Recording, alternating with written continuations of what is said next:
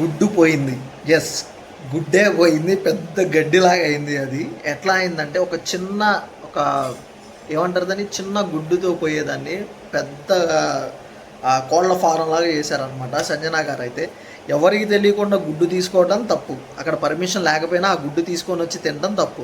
And తిన్నది కాకుండా నేను తిన్నానని అందరికి చూపించి అందరికీ అడిగి మళ్ళీ అందరూ వచ్చి మాట్లాడుతుంటే దాని గురించి సైలెంట్గా ఆ పక్కన కూర్చొని ఏం తెలియనట్టు కూర్చొని ఆమె చాలా ఇన్నోసెంట్. అసలు ఆమె కావాలని చేస్తుందా, వాంటింగ్గా ఆడుతుందా, లేకపోతే నాకు కెమెరా ఏమంటారు కంటెంట్ క్రియేట్ చేయాలంటుందా?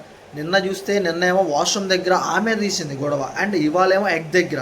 అసలు ఈ మేడం అయితే సంజనా మేడం నాకైతే సింపతి గేమ్ ఆడుతున్నారు అనిపిస్తుంది. ఎందుకంటే తన ఏవి చూసుకున్న తన ఫస్ట్ డే జర్నీ నేను చూసుకుంటే నాకు చాలా ఎమోషన్స్ క్యారీ చేసి వచ్చాను, నాకు చాలా బాధ్యతలు ఉన్నాయి, అవి ఇవి అని చెప్పి ఆ ఎమోషన్ స్ట్రాటజీ అనేది ప్లే చేసి మొత్తం సింపతి అయితే వర్కౌట్ చేస్తుంది.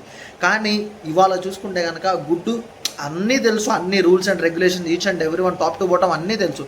అయినా సరే ఆమె వాంటింగ్గా తీసుకొని చేసిందంటే ఇది కేవలం కంటెంట్ కోసం అని మాత్రమే నేను అనుకుంటున్నాను. అండ్ మోర్ ఓవర్ అక్కడ అందరూ ఆమె స్టార్ట్ చేసిన గొడవకి మన భరణి గారికి అండ్ అలాగే మాస్క్ మ్యాన్ హరీష్కి వాళ్ళిద్దరు శత్రువులు అయిపోయారు. అండ్ అలాగే మనీష్ అండ్ మరియు మన రాము వాళ్ళిద్దరికి గొడవ అయింది. స్టార్ట్ చేసింది ఆవా, కానీ వేరే వాళ్ళకు కూడా గొడవ అయింది ఆ చిన్న విషయం వల్ల. దీని మొత్తానికి కారణం వచ్చేసరికి ఆమె. అండ్ మోర్ ఓవర్ ఆమె లోపలికి వెళ్ళి కూడా మాట్లాడుతా స్టిల్ శ్రీజాతో గొడవ పెట్టుకుని ఒక చిన్న పాయింట్ దొరికితే నువ్వు నన్ను ఎందుకు అలా మాట్లాడతావు అసలు నువ్వు అంటే ఆ టాపిక్ని ఏంటంటే డైవర్ట్ చేసేసి తన సైడ్ ఏమీ లేకుండా ఒక చిన్నదానికి స్టిక్ అయిపోయి దీన్నే హైలైట్ చేద్దాం అనే కాన్సెప్ట్లో ఆమె ఉంది. మరి అది ఆమె ప్రీ ప్లాన్డ్గా ఆల్రెడీ ప్లాన్ చేసుకొని వచ్చిందా, లేకపోతే అన్ఫార్చునేట్లీ జరుగుతున్నాయో, లేకపోతే ఆమెకి ఆ వే ఆఫ్ ఇది కొత్త అనేది అర్థం కావట్లేదు. కానీ మస్తు మజా అయితే వచ్చిందని చెప్తాను నేను ఇవాళ అయితే. అండ్ మోర్ ఓవర్ చాలా చక్కగా నీట్గా మనీష్ అయితే మన రాము రాథోడ్ అయితే మాట్లాడుతుంటే ఫస్ట్ టైం చాలా సీరియస్ అయ్యి మీకు పర్మిషన్ ఇవ్వను అసలు మీరు మాట్లాడకండి చండాలు మాట్లాడాడు. సో అదంతా అయిపోయిన తర్వాత లాస్ట్లో గొడవ అంతా సార్ట్ అవుట్ అయ్యి వెళ్ళిపోయిన తర్వాత ఈ మేడం గారు చిన్నగా లోపలికి వెళ్ళి శ్రీజాతో మాట్లాడుతూ మళ్ళీ శ్రీజాతో గొడవ పెట్టుకొని మళ్ళీ యాజ్ యూజువల్ స్టార్టింగ్ నుంచి స్టార్ట్ చేసినట్టు చేస్తుంది.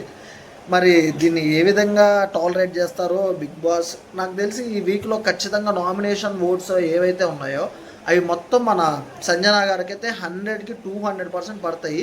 అండ్ మోర్ ఓవర్ ఆమె ఉన్న వాళ్ళంతా ఒక టీనెన్స్ గ్రూప్ అయితే ఆ టీనెన్స్లో ఉన్న గ్రూప్ వాళ్ళందరే ఆమెకి ఆపోజిట్ అయిపోయారు. సో ఖచ్చితంగా వాళ్ళకే యూనిటీ లేదు. అండ్ మోర్ ఓవర్ ఓనర్స్ అయితే ఫుల్ ప్లెడ్జ్డ్ ఓనర్షిప్ అయితే మెయింటైన్ చేస్తున్నారు.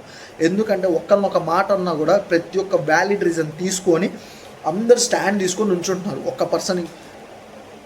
అండ్ అలాగే ఇప్పుడు ఈ టీనెన్స్ ఏమయ్యారంటే మొత్తం వెళ్ళి సంజనా గారిని మీరే తప్పు అని అంటున్నారు.